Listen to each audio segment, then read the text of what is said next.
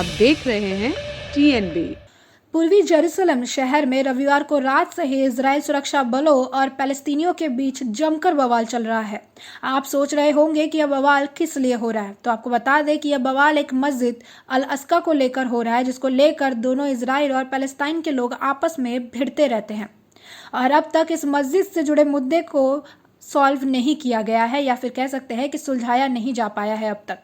शनिवार को शब कदर की रात थी, जिस दिन 10,000 पैलेस्तीनियों ने अल अक्सा मस्जिद पहुंचे और वहां उनकी झड़प इजराइल के मिलिट्री पर्सनल से हो गई।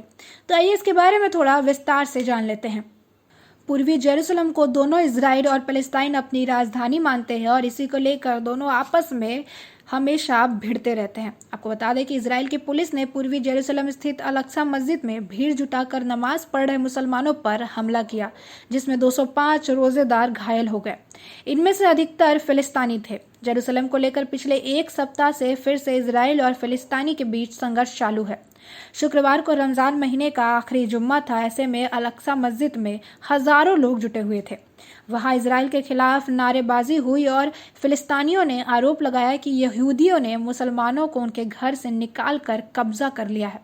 नमाज के बाद भी कई लोग वहां रुककर इजराइल के खिलाफ विरोध प्रदर्शन कर रहे थे। शेख जर्राह इलाके में लोगों के समर्थन में कुछ अंतर्राष्ट्रीय मानवाधिकार कार्यकर्ता भी पहुंचे हुए हैं। इसके साथ ही इजराइल की पुलिस और सेना ने पानी, आंसू गैस और रबर कोटेड बुलेट से हमला भी बोला। साथ ही उन्होंने पिछले कुछ महीनों से फिलिस्तीनी के खिलाफ ग्रेनेड्स का भी प्रयोग किया है। दर्जनों फिलिस्तीनियों को गिरफ्तार भी किया गया है।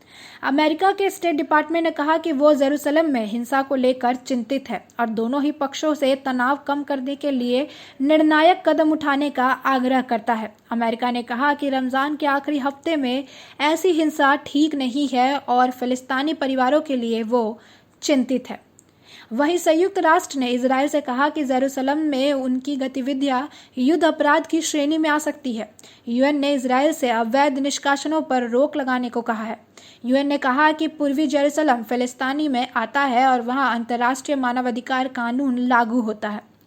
इजराइल की पुलिस सैनिक कार्रवाई में 88 फिलिस्तीनी रोजेदारों को रबर बुलेट्स लगे हैं। अस्पताल में उनका इलाज चल रहा है। इजराइल ने कहा कि उनसे 17 पुलिस अधिकारी अभी तक घायल हो चुके हैं। कई इस्लामी मुल्कों ने भी इस घटना की निंदा की है। इजराइल की पुलिस का कहना है कि वहां दंगों और आगजनी को रोकने के लिए उन्होंने यह कदम उठाया। पुलिस ने कहा है कि मजहब या कुछ के भी नाम पर दंगे करके पुलिसकर्मियों को चोट पहुंचाने की हरकत बर्दाश्त नहीं की जाएगी।